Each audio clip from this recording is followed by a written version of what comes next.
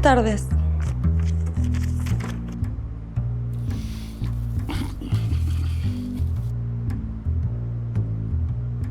Cabinada semejante, ¿qué es esto? Gané. Agoté todas las opciones. Me tienen que permitir verlo. Estos son juegos. Como diga, acá dice que tengo derecho a verlo. Pero lo va a ver conmigo. Yo la voy a acompañar. Lléveme.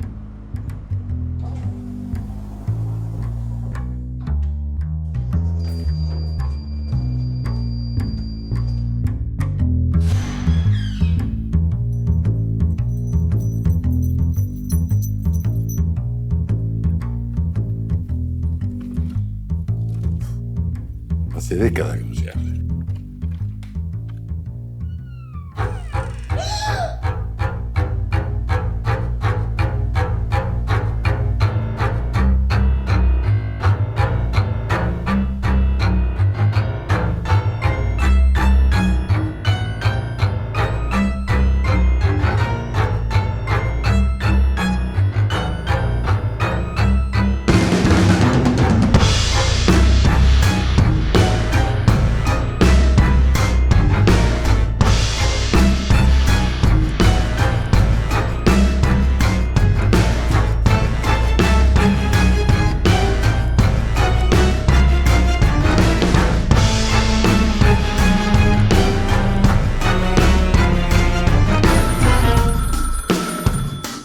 Un investigador nunca sabe qué esperar cuando suena el teléfono.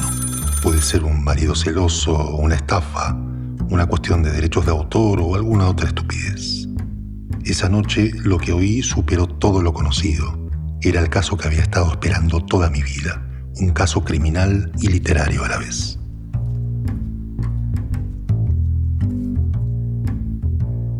Toda la situación parecía completamente inverosímil, increíble. Justo ahí es donde comienzan algunas buenas historias. De momento no me cerraba por ningún lado.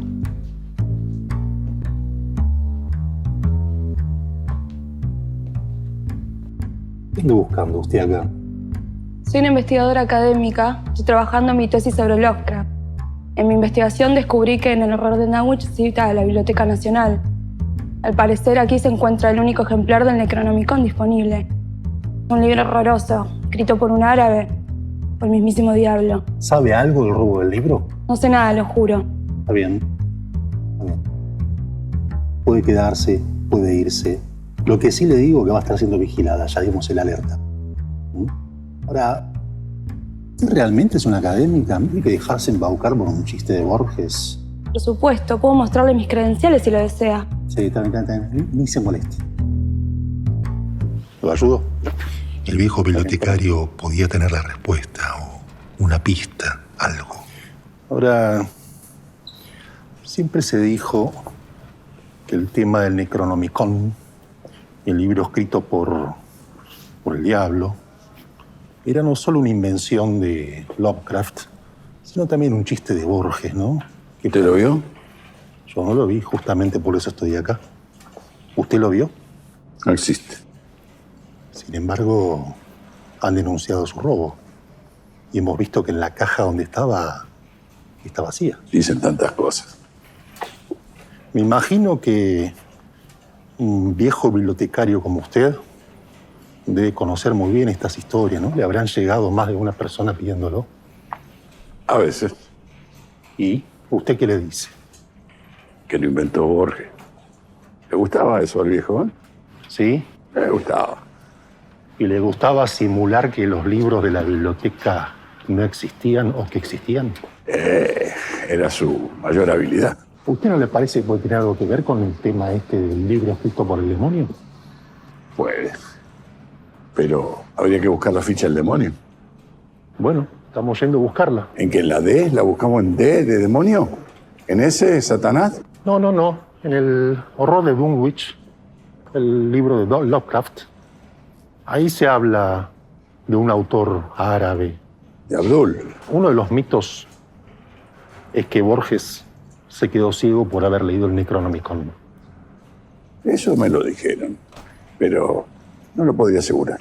Y que toda su genialidad literaria provenía de esa lectura, de un pacto con el demonio, a cambio de la ceguera. Esa me gusta. ¿Y usted sospecha de alguien que pueda haberlo Sí, yo robado? sospecho de todos. Todos los lectores son sospechosos.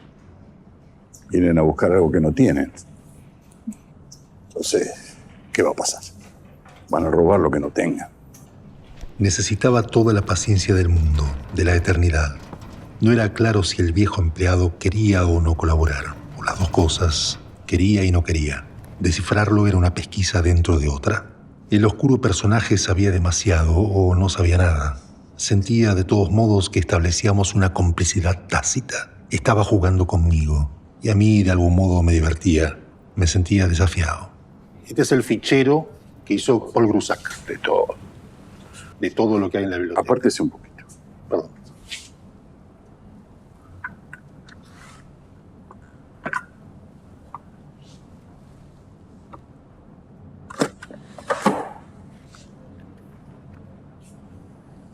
¿Lo que buscaba eso? Abdul al-Azred, Necronomicon, versión latina de Olaus Wormius. España, siglo XVIII. En Lovecraft, citado, Lovecraft, H.P. El color del cielo, página 141. La biblioteca era enorme, vacía, desolada. Apenas un lector aquí y allá, y un lector era un potencial sospechoso. Buenas tardes. Buenas tardes. ¿Setón? Sí, Usted es... investigador. Yo también. Guillermo Lynch, investigador privado. ¿Y qué es lo que investiga? Policiales, literatura policial. Ah, me interesa. Hubo un robo aquí. Y me dijeron que usted puede llegar a ayudarme. Investigo literatura. Bueno, la literatura, la realidad es de algún modo la comprensión de un hecho, ¿no? Ahora, en la Argentina, la literatura policial que empieza en los 40 con Borges. Bueno, digamos la versión oficial es más o menos esa. En verdad lo que pasa ahí es algo un poco diferente, me parece a mí. Hay una serie de hechos que uno puede reconocer. Me gustan los hechos. Hechos literarios. En los años 30 y los 40, que es lo que termina fundando un poco la idea de la historia policial en Argentina. Una cantidad de textos de Borges, bueno, colecciones de policiales, polémicas, una polémica famosa que tiene Borges también con Roger Caillois. Pero lo que uno puede también percibir ahí es que esa fundación, si se quiere, de un origen de la literatura policial, lo que hace es borrar toda una tradición precedente del género que existía en el país desde el siglo XIX. Novelas de Varela, Luis de Varela, que son de 1877, la primera se llama La huella del crimen, la segunda es Clemencia. Son las dos partes de una trilogía que nunca se termina. Y sí son con mucha diferencia las dos primeras que se escriben en lengua castellana. Y bueno, y a partir de ahí hay una gran cantidad de textos que también se publican. Digamos, algunos de escritores muy famosos como Quiroga, Grusac, Holmberg. Y después otras de escritores, digamos, que trascendieron menos. Pero bueno, como decíamos, también eso fue un poco borrado bajo esta idea del origen vinculado a Borges y al Grupo Sur, ¿no? La figura de Bioy Casares también, la colección del Séptimo Círculo que hacen juntos, una antología también de cuentos policiales. Y de Como algún modo, decíamos. esas primeras novelas estaban muy referenciadas en el policial inglés, francés, eran novelas de enigma más que nada, más que de acción, ¿no? No, la verdad es que las primeras novelas y cuentos policiales tomaban tradiciones bastante diversas. Lo que hace Borges con esta operación es sí consolidar el modelo inglés, ¿no? la novela de enigma. Y entonces ese género que él quiere imponer e impone, y por suerte en gran medida, porque también es una gran tradición que tiene la literatura argentina, lo que hace con eso también es negar todo lo anterior, que es una cosa un poco más mezclada, digamos, más cercana al folletín, a la novela de aventuras también, digamos, ¿no? Menos la estructura literaria que conocemos del policial inglés más clásico. En Borges uno ve, en los textos que él escribe, sobre todo en esos años, hay una gran defensa del policial y del fantástico, ¿no? Y él percibe los dos géneros de un modo muy parecido, ¿no? Él dice, bueno, en una realidad muy cercana a la que conocemos sucede un hecho que es inexplicable. Entonces, y esa estructura me parece que es una estructura, si quiere, formal. Hay un texto hermoso que escriben con Bioy que se llama Modesta apología del argumento, que es esa idea, ¿no? La idea del argumento y la idea de la arquitectura de un cuento. Entonces, él ve en el policial, me parece, y en el fantástico también, esa forma literaria que para él es como la literatura, lo que Piglia llamaba, digamos, la ficción especulativa, ¿no? Esas maravillas que él hace tan pequeñas y con esa estructura tan perfecta, ¿no? Podría pensar que la marca del policial negro norteamericano de algún modo está en el origen de este auge, por lo menos los 60, 70, hasta el presente, digamos, con grandes nombres en la literatura argentina. Pienso en Rubén Tiziani, Sí. Pero también pienso en Osvaldo Soriano, en Hasse Klein, por supuesto en Ricardo Piglia, ¿no? Sí, por En supuesto. José Pablo Feynman. No, la literatura norteamericana está muy como- presente ahí, está muy presente ahí. Sí, en varios elementos uno lo puede ver, digamos, pues en el modo de escritura, digamos, en la primera persona también, digamos. Y sobre todo, bueno, a partir de una vinculación, en general, sobre todo a partir de la figura de Hammett. Entonces ahí me parece que también hay algo que aparece con mucha fuerza en Argentina, el policial negro vinculado con una posición de compromiso, se quiere, digamos, y con un ideario de izquierdas. Y claro, como una sobreimpresión sobre los textos de la tradición género negro, como una lectura política crítica del mundo social, del crimen, ¿no? Claro, siempre está esa idea, digamos, de que la literatura negra ofrece como una visión crítica del presente, una visión crítica, digamos, de la realidad. Y eso es una marca argentina, porque no sé si en Estados Unidos se lo lee así. No, creo que es una marca de las dos. Creo que está en Argentina, está en Estados Unidos. Bueno, lo que yo decía antes de Hammett fue llamado al Congreso por no me acuerdo, la Comisión Anticomunista para que Claro. denunciara a quienes estaban en el partido y él se negó a hablar y demás. Entonces, esa marca está fuertemente en Estados Unidos y por eso también me parece que se recibe en Francia con mucha fuerza y también la recibimos nosotros. Voy a cortar este diálogo porque tengo un problema para resolver. De todos modos, usted que sabe tanto de policiales, lo vamos a estar mirando. Es sospechoso igual que todos los de esta biblioteca. Hasta luego.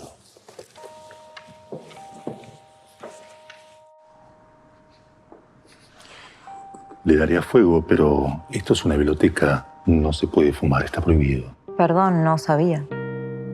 Guillermo Lynch, detective privado. Marcela Martínez, escritora. Un placer. ¿Y qué hace usted aquí? Vengo a leer. Ah. Es el único lugar en el que puedo concentrarme y pensar un poco. Pensar en... Trabajando en una novela. Ah, qué interesante. Sí. Policial. Un poco. Es una cosa más romántica. Puedo imaginarlo. Bueno, la dejo seguir pensando en su novela. Adiós. Adiós. La tradición argentina del policial me parecía más amplia y más rica de lo que había creído, hecha de rescates, entrecruzamientos e influencias insospechadas. Sin embargo, no aportaba ninguna pista para el caso real que estaba investigando. De cualquier modo, no estaba preparado para lo que vendría después.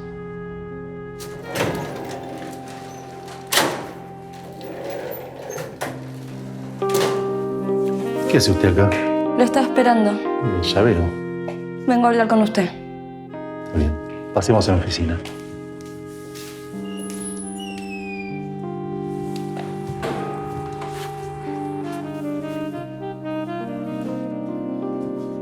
Hasta ahora necesito un trago. ¿Whisky? Por favor. Todo lo que está sucediendo no me parece casualidad. En verdad estoy investigando sobre el policial en la Argentina y Borges es una referencia ineludible.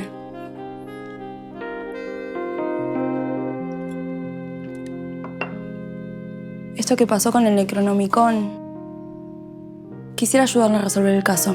¿Por qué? Es un enigma literario también. Y dígame, ¿forma parte de su tesis, de su trabajo de investigación? Puede ser. Nos quedamos charlando. Julieta resultó ser una conversadora interesante y una lectora curiosa. Todo en contra de mis prejuicios sobre los académicos. ¿O me estaba utilizando para su tesis? Demasiado pronto para saberlo. Mis ideas iban de un lado para el otro. Tenía que dejar de pensar en la literatura. centrarme en el caso y resolverlo, porque en eso no avanzaba.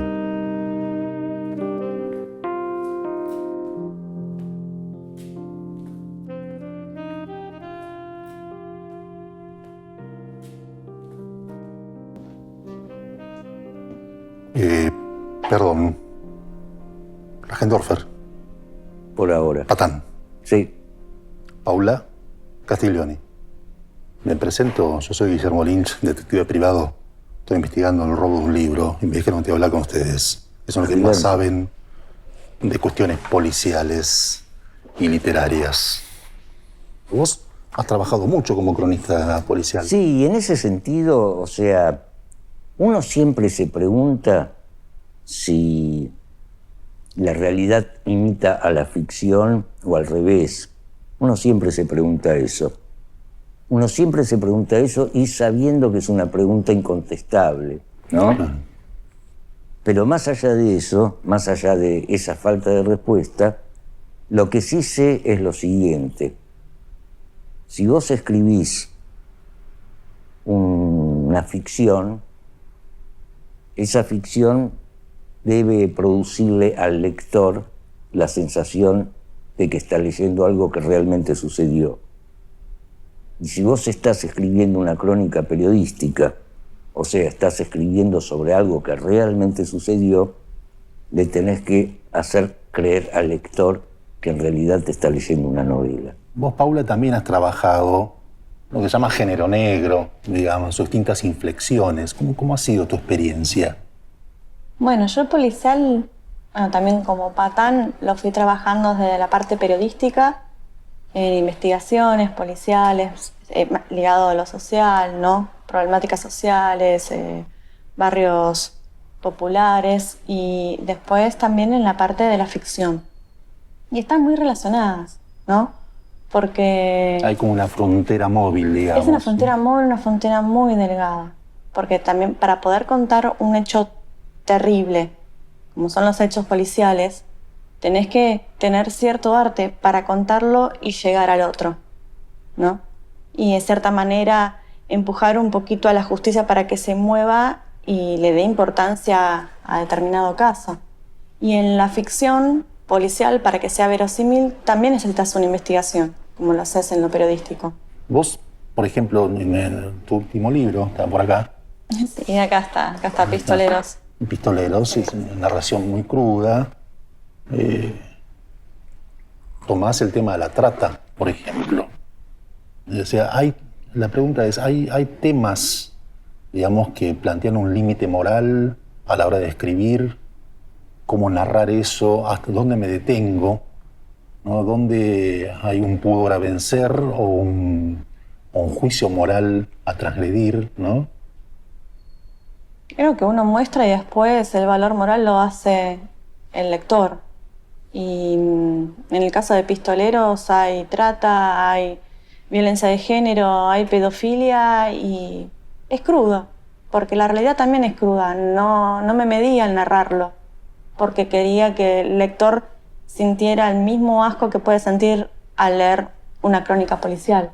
De algún modo también plantea la dimensión política del crimen, no es solamente como habitualmente se dice el caso policial, digamos, lo corre, alumbra de algún modo esas dimensiones. Vos te has encontrado mucho en tus trabajos con ese tema, ¿no? Sí, de hecho, yo pienso por un lado que, y no es una frase mía, es casi un lugar común, que todo crimen es político, ¿no? Todo crimen sucede en un contexto y ese contexto, por lo general, entre otras muchas cosas, es político. Y es necesario, o al menos es necesario para mí, rozar ese contexto. Y esa necesidad tal vez me llevó a ir del policial simple hacia determinados resortes, determinados espacios, determinados lugares donde se custodia, donde se reglamenta y donde se castiga los desbordes individuales de la gente contemplados por el Código Penal. Y esos lugares, digamos, han sido la fuerza de seguridad, por ejemplo. Eso tal vez haya generado algún libro que escribí, La Bonaerense o La Secta del Gatillo, y eso también me ha llevado a explorar la estructura que hubo en este país durante el imperio del terrorismo de Estado. Y yo pienso que ese aspecto de la historia argentina únicamente se lo puede narrar desde el discurso de la novela negra, desde el discurso de un thriller. O sea que se podría pensar que el género policial, con todos estos ribetes que alumbra, ¿no?, termina siendo una indagación, una pregunta sobre la presencia del mal en la tierra, casi una pregunta teológica, podría decir, sin admitirla como tal, ¿no? Podría decirse que de algún modo si existen delitos, existen crímenes, transgresiones, ¿no?, impensables, de algún modo es el género policial el que puede interrogarlas. Sí, el género policial te permite hacer una radiografía del alma humana, ¿no? Porque lo más escalofriante, como dice Patán, de los villanos es que son humanos. Puede ser tu vecino, puede ser incluso tu papá. La comodidad de considerarlos monstruos impensables es eso, es solo una comodidad, ¿no? Sí. Elimina la idea de que lo ominoso, lo siniestro, habita en personas como cualquiera de nosotros. Sí, por eso se pueden mover de manera tan fácil en la sociedad, están camuflados, no tienen, no sé, los colmillos largos, no son verdes, no sé. Bueno, como capturaron a Pripke en Bariloche, que fue aplaudido y llorado por la sociedad, ¿no? Era un buen hombre. Exactamente, exactamente. Y además, más allá de eso, la novela policial inglesa y posteriormente la novela negra, la primera surge a fines del siglo XIX, durante la Revolución Industrial, y la otra se desarrolla, digamos, en las primeras décadas del siglo XX, además de indagar las miserias más extremas y dramáticas y tal vez crueles de la condición humana, también indaga las miserias o las disfunciones de la sociedad, ¿no? Es, digamos, el género que tal vez mejor radiografía al capitalismo. Ahora, acá se han robado un libro. Y ustedes son los que más saben del tema, así que los voy a considerar sospechosos. Les agradezco lo que me acaban de decir, pero no salgan de la ciudad. Van a estar siendo vigilados. Hasta luego.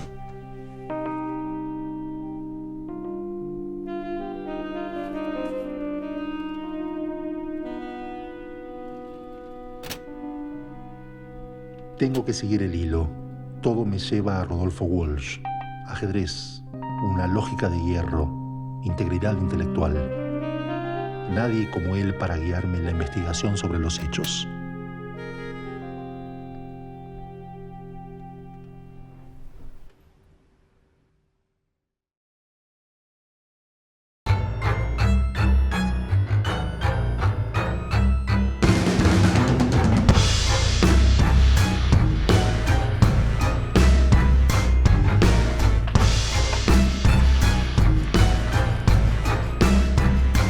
Aguirre.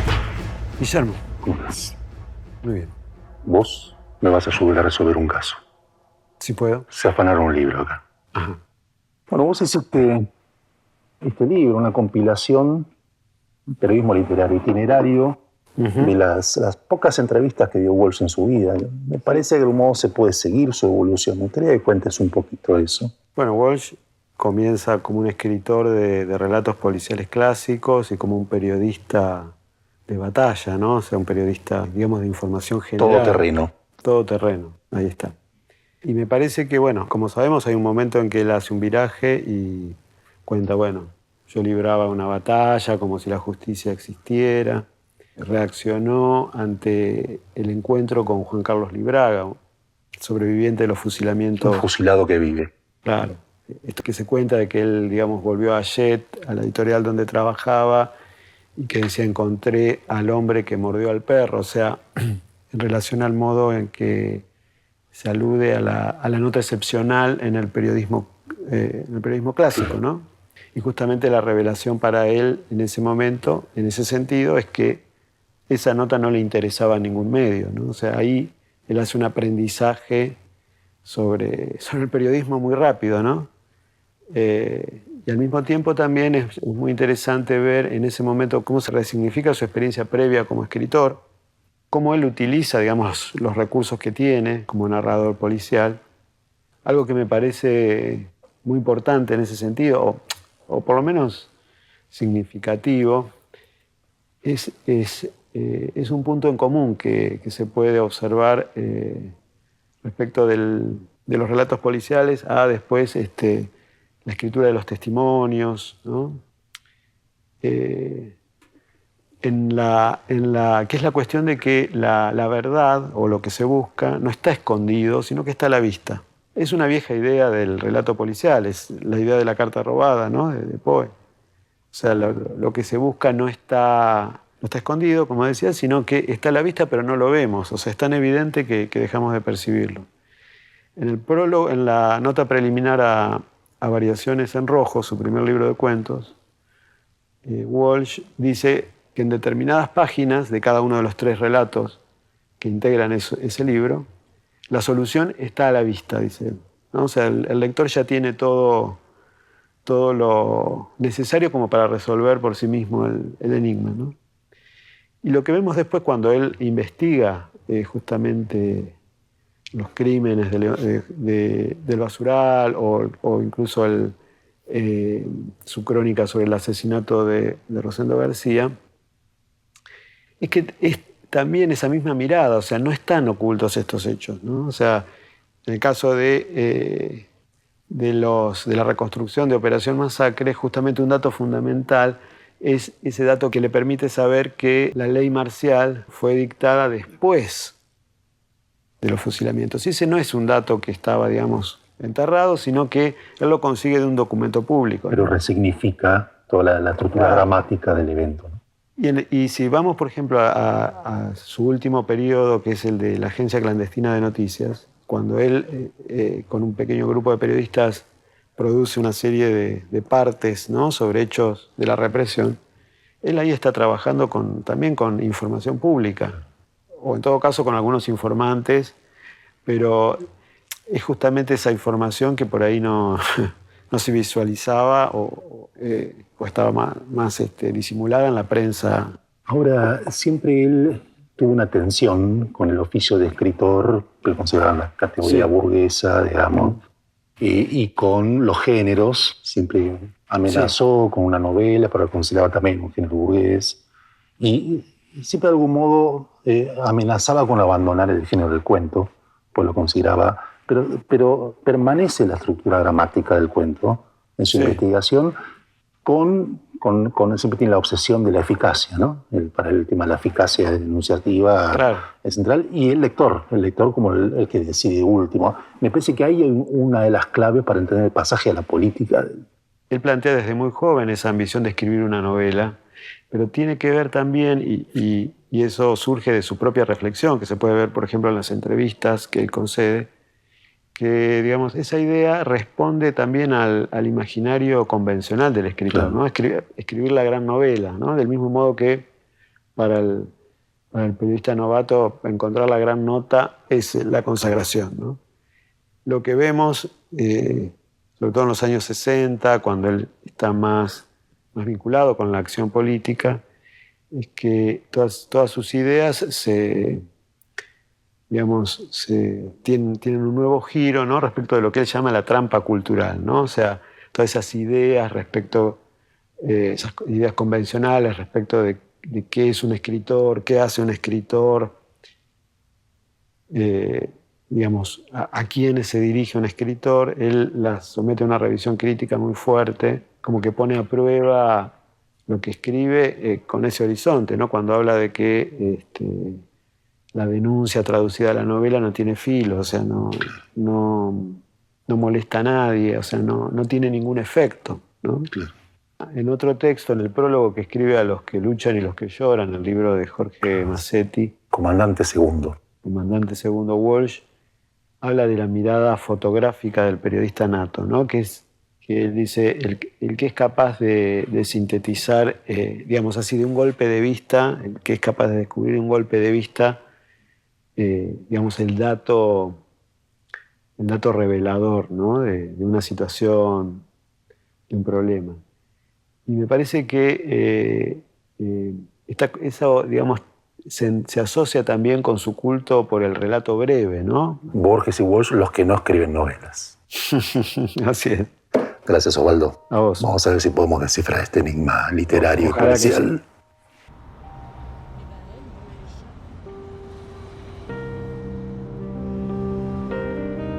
Intenté aclarar mis ideas, correrme de la historia del policial y centrarme en el caso, aunque tal vez la clave esté en Lovecraft y en Borges. ¿Quién querría robarse ese libro? ¿Y para qué? Julieta me parece muy evidente. Brachendorfer, Aguirre, Cetón sería raro. ¿El bibliotecario? ¿Por qué no? ¿Y esta mujer? ¿Para qué querría un libro así? Un libro mortal. ¿Para venderlo? Si es por eso, podría ser cualquiera. Demasiado obvio. ¿Y cómo marcha la investigación? Mucho depende de usted. Porque usted es la única persona que puede constatar que el libro estuvo y no está. Palabras. Sí, palabras. Usted se hace mucho el sonso, pero por algo me trajo hasta acá.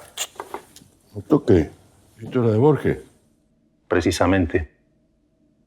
Está muy vinculado a la historia de Necronomicon, ¿usted sabe? No. A Borges no le gustaba mucho Lovecraft, pero en su último libro le dedica un cuento. Se llama The Armor Things. Hay más cosas.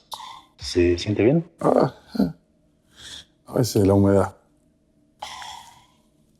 Que en ese cuento Borges va a visitar la casa de un tío muerto que ha sido comprada por un loco y que ese loco se deshizo de todos los muebles y la casa está abandonada y él entra y hay una presencia extraña, muy Lovecraftiana. Él decía algo muy importante sobre Lovecraft. Decía, no es buen escritor, pero sus historias producen terror.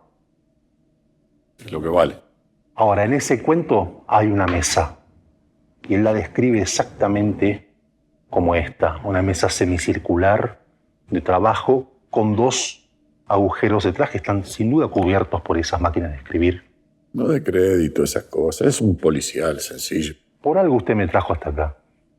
Hoy tiene casualmente la presentación de un libro de policiales acá mismo. ¿Y a usted le parece, hablando con autores de literatura policial, puede poder resolver este problema? Sí, tienen nuevas miradas sobre los policiales y las resoluciones. Va a encontrar una respuesta. Confíe. Hasta ahora tengo más preguntas que respuestas. Es la vida.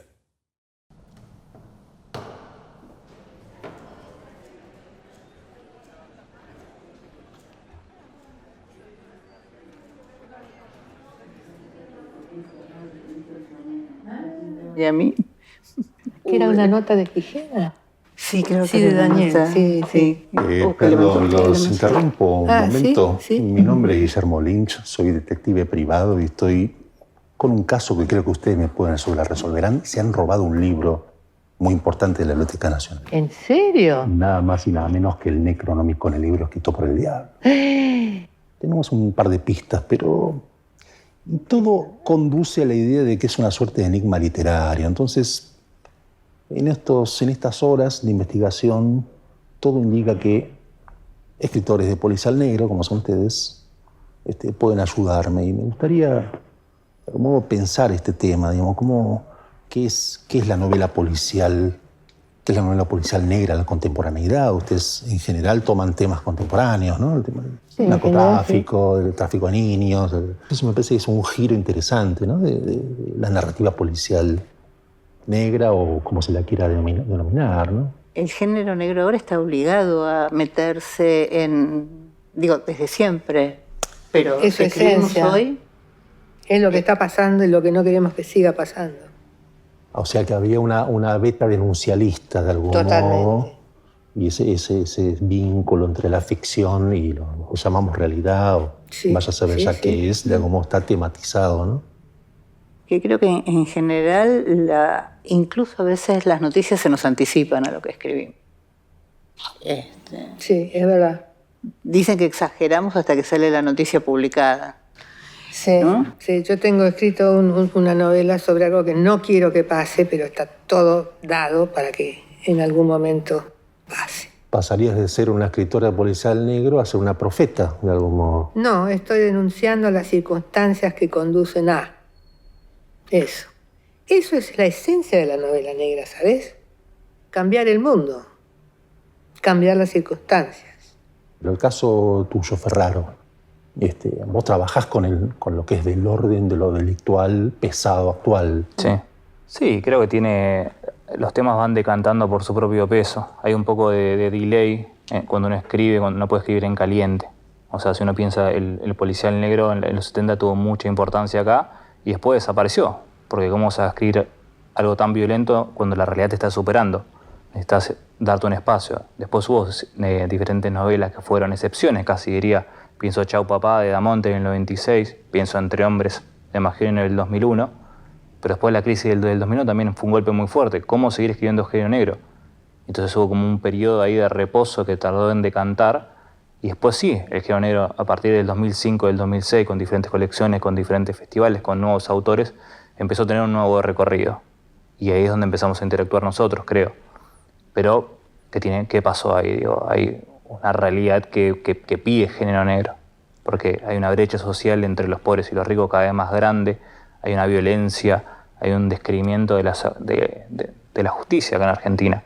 Entonces todo eso termina decantando, o sea, hay una neblina ahí que se pierde y te dice, che, los engranajes de la sociedad en realidad no son el sueño americano o argentino, sino que termina siendo la avaricia, el poder y la violencia. Igual me parece que hay como una constante que es el descreimiento de las instituciones y de la autoridad de parte de los autores, y eso sí viene en los 70, los 80, los 90 y hasta nosotros. Y que tiene que ver con el rol del investigador, señor detective, con el rol de la policía, con el lugar de la justicia. Parece que los escritores argentinos de ninguna manera, nos cuesta mucho ubicar un policía que siga trabajando de policía. O un investigador, ¿no? O un investigador. Creo que un investigador puede ser más del orden de lo ficcional y es un acuerdo con el lector. Pero hablar de la justicia real, de la policía real, me parece que no podemos. Y que esto sí es una constante que viene desde los 70. Ahí creo que el que nos tema diferencia a los suecos, por ejemplo. o el nuevo planteamiento que propone para mí el género negro en la actualidad es, cuando nace el policial negro había que restablecer el status quo.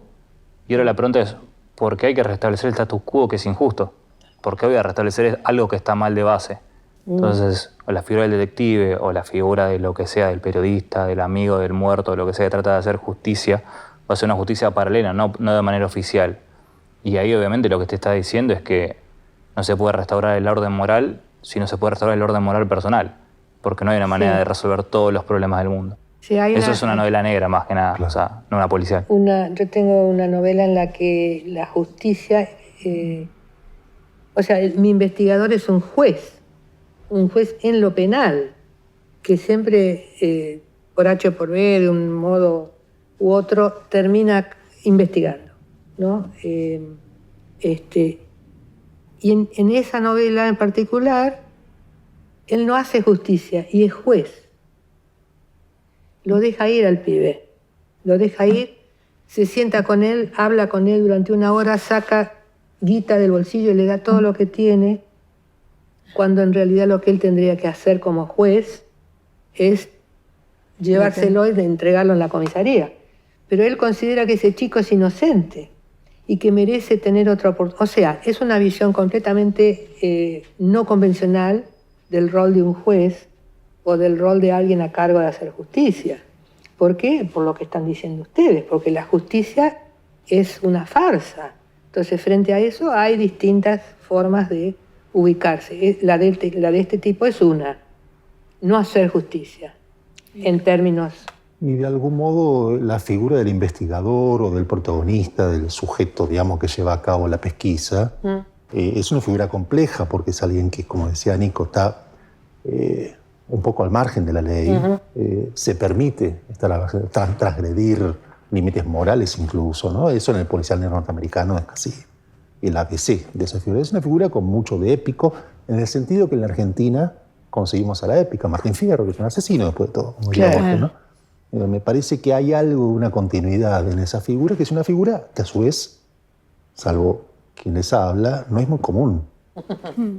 Y además, y con respecto a la figura del investigador, está el caso de Nico, en el que casi no existe, digamos. No. Hay un narrador omnisciente, el lector deviene investigador. Exacto. Y ese es el rol del lector en la novela policial y la negra. Hay una rivalidad que es deliciosa, ¿no? Que es, yo voy a saber who's done it antes de que me lo diga el autor. Cuando le lee a Chandler, el detective no sabe, y uno como lector va suponiendo opciones, ¿no? Claro, pero bueno, es un juego al que jugamos desde que leemos a Agatha Christie, ¿no? Claro. El juego que jugamos todos. Pero ahora está muy blanqueado. Bueno, las novelas que para mí hay el cambio, bueno, que siempre se suele decir, pasamos de que sea un divertimento, un crucigrama o algo intelectual, como se llamaba Borges, y que la respuesta ya no es quién fue, o la pregunta no es quién fue, sino que en el pasaje del policía de la novela negra la pregunta es quiénes somos. O sea, porque lo que te hace muy bueno eso. Es preguntarte quiénes somos como sociedad. La novela policial, que es la novela que vende además, es la novela que llega también muchas veces, por eso se suele decir, no, en Estados Unidos se escribe mucho, no, porque es lo que vende y lo traducen, no van a traducir los que no venden. Es que es conciliadora, reconfortante, porque dice, che, todo va a estar bien, te da una palma en el hombro y te dice, todo va a estar bien. Claro. En cambio, la novela negra te agarra de los hombros y te hace mirar y te dice, che, somos Mirá esto, somos esto, no te dice, son esto, porque es muy fácil decir, yo no soy parte del problema. Entonces sos parte del problema y sos parte de la solución, eso te dice la novela negra. Sí, te compromete a actuar a vos, ese no es como lector, el gran problema como ciudadano. Sí. Y las soluciones siempre dejan un regusto amargo también, ¿no? Sí, es que no hay manera. A mí lo que me interesa muchas veces que se suele decir de la novela negra respecto a la violencia o al horror que narra. Dice, bueno, nos fascina esto. Y yo diría que lo que nos fascina más que nada es la esperanza, más allá del horror. Porque lo que te cuenta la novela negra, y por eso la leemos, es una literatura del trauma. ¿Qué pasa después del trauma? No solo el trauma de la crisis del 29, de la dictadura, de lo que sea, sino los traumas personales.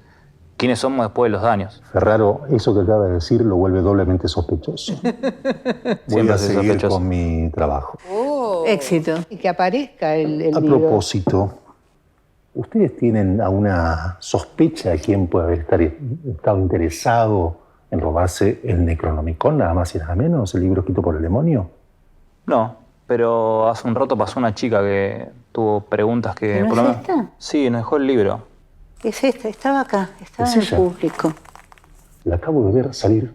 ¿Ah, por sí? aquí, Marcela Martínez, La letra fatal, el Necronomicon. ¿Te lo dice? Me lo llevo. Por favor.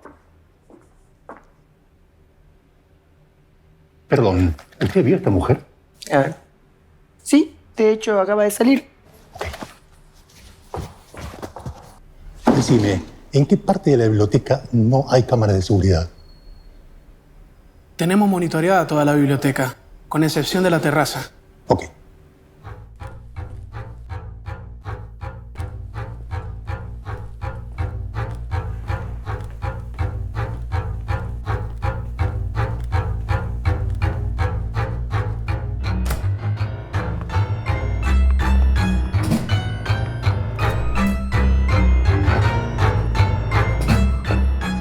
Marcela Martínez, ya todo terminó. Entrega el libro. Nunca. Antes prefiero morir.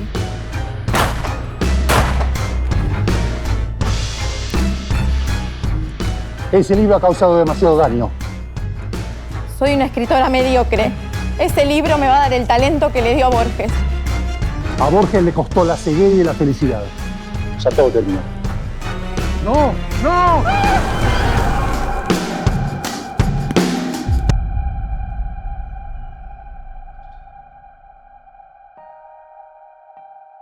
Hay que desconfiar de los mitos literarios. Una cosa es la ceguera a cambio de la genialidad y otra la muerte gratuita. Una pena. La letra fatal no estaba tan mal después de todo.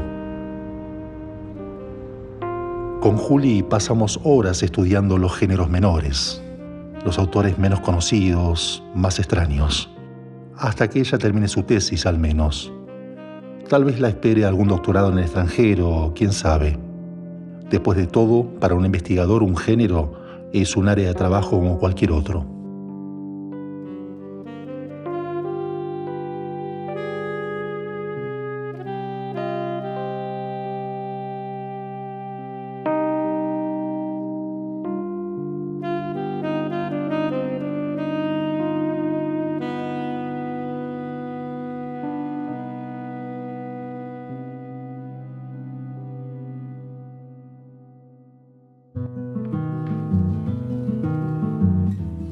Fuiste un amigo de fierro y sos un diablo ignorante. Yo soy insignificante, no es de Naides la Sextina. El habla gaucha argentina es de todo el que la canta.